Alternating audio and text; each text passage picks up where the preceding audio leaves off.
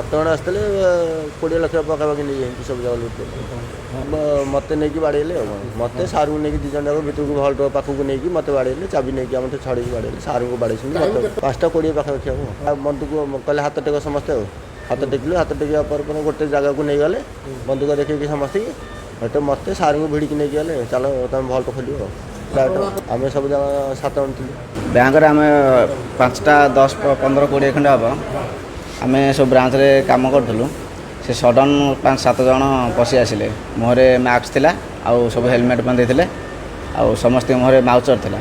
ସମସ୍ତେ ସବୁ ଷ୍ଟାମ୍ପଙ୍କ ମୁଣ୍ଡରେ ସେ ମାଉଚର ଲଗାଇଦେଲେ। କହିଲେ ସବୁ ହାତ ଟେକ ଆମେ ସେଠୁ ହାତ ଟେକିଦେଲୁ। ହାତ ଟେକିଲା ପରେ ସେଠୁ କହିଲେ ଗୋଟେ ଜାଗାରେ ଯାଇ ସମସ୍ତେ ଠିଆ ହଉ ସମସ୍ତେ ସେଠୁ ମୋବାଇଲ ଦିଅ। ସେଠୁ ସମସ୍ତେ ମୋବାଇଲ ନେଇଗଲେ। ସେଠୁ କହିଲେ ସେଠୁ ଆମ ମ୍ୟାନେଜର ସାର୍ କହିଲେ କ୍ୟାସ୍ ଚାବି କେଉଁଠି ଅଛି ଯେଉଁ ପଇସା ଯେଉଁଠି ରହୁଛି ତା ଚାବି କେଉଁଠି ଅଛି। ମ୍ୟାନେଜର ସାର୍ କହିଲେ ହଁ ଅଛି ଦେଉଛି।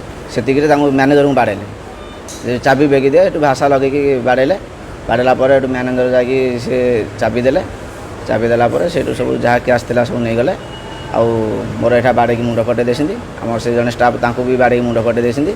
ଆଉ ମ୍ୟାନେଜରଙ୍କୁ ପୁରା ବହୁତ ବାଡ଼େଇଲେ। 7 ଜଣ ଖଣ୍ଡେ ଆସିଥିଲେ ସବୁ ଓଡ଼ିଆ ଲାଙ୍ଗୁଏଜ୍ ଥିଲା। ହଁ ଏଜ୍ ବି ଥିଲା ହାର୍ଡ଼ଲି 20ରୁ 30-35 ବର୍ଷ ଭିତରେ ଥିଲା। ବାଡ଼ିରେ ବାଡ଼େଇଲେ ମୋ ପିଠିକି ଆଉ ଡେଣାକୁ ତାପରେ ଗୋଟେ ପିସ୍ତଲରେ ମୋ ମୁଣ୍ଡକୁ ବାଡ଼େଇ ଦେଇକି